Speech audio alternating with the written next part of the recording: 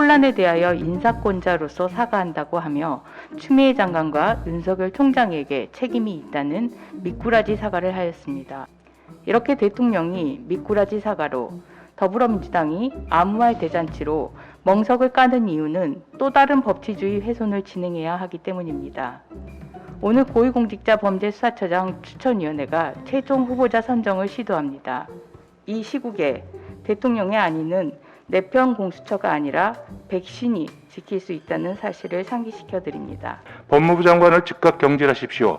그러나 장관 경질보다 더 중요한 것은 후임자의 품성과 자질입니다. 추 장관은 조국 시즌2였는데 추 장관 후임이 또다시 대깨문 아류를 자처하는 조국 시즌3라면 그것은 사과가 아니라 국민을 우롱하는 것입니다. 법원 판결을 비난하며 대깨문을 향한 충성 발언에 여념이 없는 안타까운 분들에게 닥치고 반성하라는 분명한 신호를 주시기 바랍니다. 문재인 대통령이 윤석열 검찰총장에 대한 징계위원회의 의결을 제거하였을 뿐이라도 징계 사유가 없거나 부족하고 적법 절차를 위반한 징계를 하였다는 사실에 대하여 징계권자로서 책임 있는 사과를 하여야 함이 마땅합니다. 그런데 혼란에 대하여 인사권자로서 사과한다고 하며 추미애 장관과 윤석열 총장에게 책임이 있다는 미꾸라지 사과를 하였습니다. 법원이 정경심 교수에 대한 판결에 이어 윤석열 총장에 대한 결정까지 법이 무엇인지, 법치주의가 왜 중요한지 계속하여 이야기하고 있음에도 청와대와 더불어민주당은 귀를 틀어막고 대통령의 안위를 위한 검찰 장악이라는 사리사욕을 위한 주장만 배설하고 있습니다. 이렇게 대통령이 미꾸라지 사과로 더불어민주당이 아무 말 대잔치로 멍석을 까는 이유는 또 다른 법치주의 훼손을 진행해야 하기 때문입니다. 오늘 고위공직자범죄수사처장 추천위원회가 최종 후보자 선정을 시도합니다.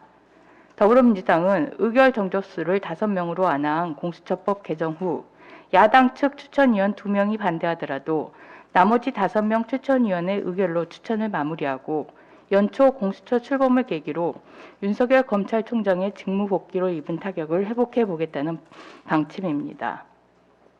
헌법재판소는 헌법이 수호하려는 최고의 가치를 자유민주적 기본질서로 이해하고 자유민주적 기본질서의 본질적 내용을 법치국가의 원리와 민주주의 원리로 다시 법치국가의 기본 요소를 기본적 인권의 존중과 권력 분립 및 사법권의 독립으로 규정합니다.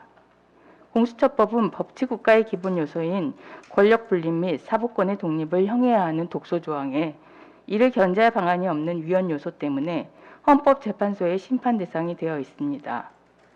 이에 더해 공수처법 개정안으로 대통령이 상권을 장악하는 위헌성까지 갖추게 되었는데 이 개정안을 근거로 공수처장 후보를 추천한들 위헌적인 처장 후보 추천 의결이고 위헌적인 처장 임명에 불과합니다.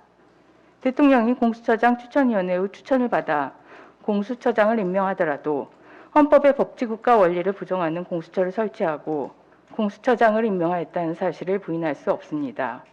결국 헌법과 법률에 위반한 권력작용의 최종 책임자는 문재인 대통령입니다. 이 시국에 대통령의 안위는 내편 공수처가 아니라 백신이 지킬 수 있다는 사실을 상기시켜 드립니다. 검찰총장 직무복귀에 대해 대통령께서 법원의 결정을 존중하고 국민께 불편과 혼란을 초래한 것에 대해 사과하신 것은 잘한 것입니다. 그러나 중요한 것은 사과의 진정성입니다. 대통령께서 진정성을 보여주실 후속 조치가 필요합니다. 첫째, 검찰총장을 인정하는 조치가 필요합니다. 그것은 간단합니다. 윤 총장 임명 당시 하셨던 살아있는 권력에도 엄정하게 대해달라는 말은 진심이었고 지금도 유효하다고 공개적으로 말씀하시면 됩니다. 둘째, 법무부 장관을 즉각 경질하십시오. 그러나 장관 경질보다 더 중요한 것은 후임자의 품성과 자질입니다. 추 장관은 조국 시즌2였는데 추 장관 후임이 또다시 대깨문 아류를 자처하는 조국 시즌3라면 그것은 사과가 아니라 국민을 우롱하는 것입니다. 아울러 장관 경질 때 공직 부적격자인 차관도 함께 정리해 주시기 바랍니다. 셋째, 아직도 국민 마음을 읽지 못하고 법원 판결을 비난하며 대깨문을 향한 충성 발언에 여념이 없는 안타까운 분들에게 닥치고 반성하라는 분명한 신호를 주시기 바랍니다. 이러한 후속 조치를 취한다면 국민은 대통령의 사과가 진심이라고 믿을 것입니다. 이번 일을 계기로 국정 운영의 기조를 근본적으로 바꿔야 합니다. 민주주의는 견제와 균형 속에서 발전합니다. 독선과 폭주가 반대편을 짓누르고 자기 진영을 강화시키는 것 같지만 착각일 뿐입니다. 역사를 보면 독선과 폭주는 정권이 폭망으로 가는 이정표였습니다. 이 정권이 누리려는 선택적 정의, 선택적 법치도 이미 오래전부터 불가능했고 성역은 존재할 수 없습니다. 대통령은 살아있는 권력 비리에 대한 수사를 막지 말고 어려운 민생을 챙기는 데 전념하셔야 합니다. 검찰총장 찍어내기 등 옳지 못한 엉뚱한 데 신경 쓰다 보니 백신 확보에 큰 구멍이 뚫리고 대형 사고 친 것 아니겠습니까? 역대 정권 흥망사를 보면 대통령이 아무리 강해도 그 재임 중에 대통령의 아들, 형님도 잘못하면 감옥을 피할 수 없었습니다. 따라서 문재인 정권의 그 누구도 비리가 있다면 예외일 수 없습니다. 살아있는 권력에 엄정하게 대하라는 대통령의 말씀은 명언입니다. 국민은 말과 행동이 같은 대통령, 법과 원칙을 지키는 정부를 원한다는 점을 명심하시기 바랍니다.